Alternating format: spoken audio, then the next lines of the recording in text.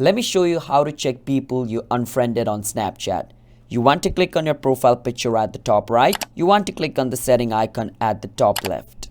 Inside settings, scroll all the way down until you see My Data. Click on it.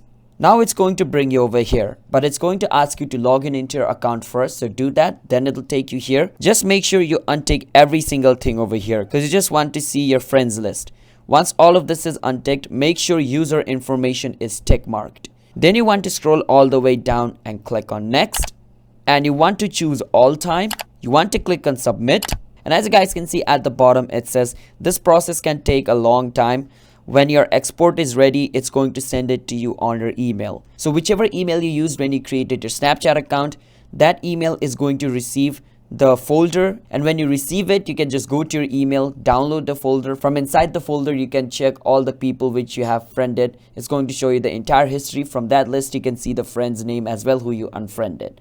Hope I was able to help you guys. Subscribe to our channel.